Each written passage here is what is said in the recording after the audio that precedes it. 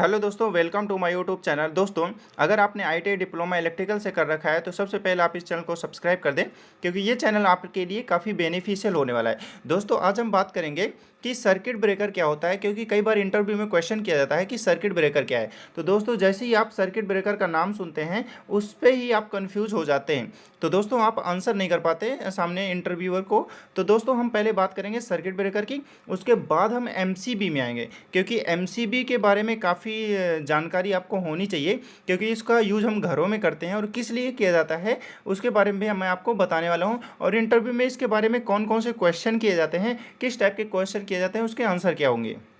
दोस्तों, एमसीबी लगाना बहुत ही ज़रूरी है और हम घर में लगाते भी हैं, आपने देखा होगा। बट एमसीसीबी क्या होता है, आरसीसीबी क्या होता है, ईएलसीबी क्या होता है, इसके सारे जो जितने भी पॉइंट हैं उसको डिटेल में जानेंगे। सबसे पहले हम बात करते हैं सर्किट ब्रेकर। दोस्तों, सबसे पहले हम बात कर लेते हैं सर्किट ब्रेकर की।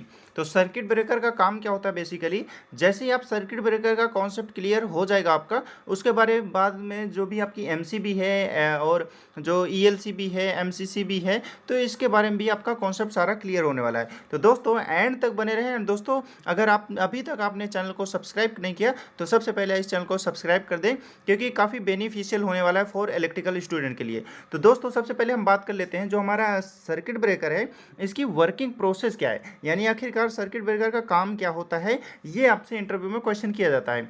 तो दोस्तों, सबसे पहले बात कर लेते हैं कि ये इसको क्या बोलते हैं, कि ये सर्किट ब्रेकर एक क्या होता है, ऑटोमेटिक स्विच होता है। सर्किट ब्रेकर क्या होता है, एक ऑटोमेटिक स्विच होता है जो इलेक्ट्रिकल सर्किट में करंट के मार्ग में बाधा उत्पन्न करता है। ये आपको आंसर देना है इंटरव्यूअर के सामने।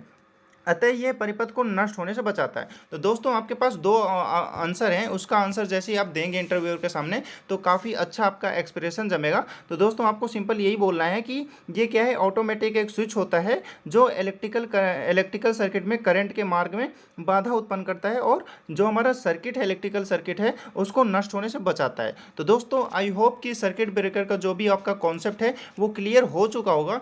अब बात करते हैं दोस्तों हम एमसीबी। एमसीबी क्या है दोस्तों? एमसीबी हम घरों में यूज़ करते हैं। क्यों यूज़ करते हैं दोस्तों? जैसे ही हमारा ओवरलोड आता है तो उस स्थिति में क्या होती है, हमारे एमसीबी क्या होती है, ऑफ हो जाती है। ये सभी को आपको पता है। तो दोस्तों, यही तो इसी को तो बोलते हैं सर्किट ब्रेकर। सर्किट ब्रेकर का काम कौन करता है, हमारा एमसीबी हो गया या ईएलसीबी हो गया या एमसीसीबी हो गया।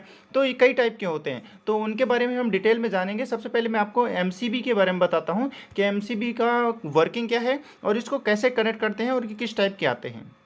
दोस्तों, एमसीबी के बारे में आपको ध्यान से सुनना है कि ये एक सिंगल पोल स्विच की आकृति वाला एक सर्किट ब्रेकर होता है। यानी आपको यहाँ पे आप देख पा रहे हैं, ये क्या हमारा सिंगल पोल एमसीबी है। तो ये एक सिंगल पोल स्विच की आकृति वाला एक सर्किट ब्रेकर होता है। इसकी विशेषता यह है दोस्तों कि इसमें ओवरलोड अवस्था में स्वतः ही ऑफ हो जाने की व्यवस्था होती है। यानी जब भी ओवरलोड हो जाता है तो ये ऑटोमेटिक क्या हो जाता है दोस्तों, ऑफ हो जाता है, यानी ऑफ कंडीशन में आ जाता है। ओके, ये आपको याद रखना है। ओवरलोड स्थिति में स्वतः ही ये क्या हो जाता है, ऑफ हो जाता है।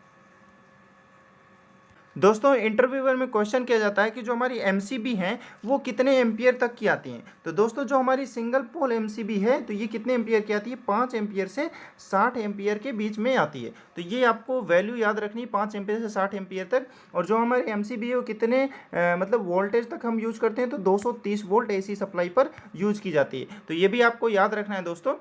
5 एम्पियर से 60 एम्पियर के बीच में आती है और 230 वोल्टेज तक हम इसका यूज में ले सकते हैं। मतलब 230 वोल्टेज क्षमता की ये कैपेसिटी के बनाए जाते हैं 5 से 60 एम्पियर के। अब दोस्तों, बात कर लेते हैं कि डबल पोल होता है, एक तो ट्रिपल पोल होता है और एक 4 पोल होता है इसमें एमसीबी। तो इसका क्या मतलब होता है, तो सबसे पहले हम बात करते हैं पूरी डिटेल में। तो दोस्तों, आपने जैसे ही देखा, ये हमारा एक क्या है, सिंगल पोल है सपोज दैट, और दूसरा भी हमारा सिंगल पोल है और तीसरा भी हमारा क्या है, सिंगल पोल है। इनको क्या है, ऑटो मतलब इनको कनेक्ट किया गया है, साथ में इसको मतलब चिपकाया गया है। तो ये क्या हमारी ट्रिपल पोल की एमसीबी हो जाती है। दोस्तों, एमसीबी का जो मेन एडवांटेज होता है, ये सर्किट में क्या होता है, सर्किट के ओवरलोड होने पर ये स्वतः ही ऑटोमेटिक ट्रिप अर्थात ऑफ हो जाती है और ओवरलोड को दूर करके इसे पुनः ऑन किया जा सकता है। दोस्तों, आप यहाँ पे सर्किट में देख पा रहे हैं, ये हमारी एमसीबी लगी है। तो ये क्या है, एक सर्किट ब्रेकर का ही काम कर रही है। जब भी ओवरलोड होगा तो ये क्या है, सर्किट को ब्रेक कर देती है। जब भी सपोज दैट यहाँ पे कोई भी करंट या लीकेज हो गया, सपोज दैट हमारा फेज न्यूट्रल आपस में भिड़ गया या टच हो गया, तो क्या जैसे ही शॉर्ट होगा तो ये हमारी एमसीबी क्या है ऑफ हो जाएगी। तो दोस्तों ये हमारी क्या है, यहाँ पे जो हम आगे की जो सप्लाई है वो क्या है आगे नहीं आएगी और हमको शॉर्ट सर्किट से बच जाएंगे। जैसे भी हमें शॉक लगेगा उससे हम बच सकते हैं। दोस्तों वैसे तो हम सर्किट को अपने फ्यूज के द्वारा भी हम प्रोटेक्शन दे सकते हैं, लेकिन फ्यूज के जल जाने पर उसे क्या है हमेशा क्या है चेंज करना पड़ता है, जबकि एमसीबी में ऐसा नहीं करना होता है।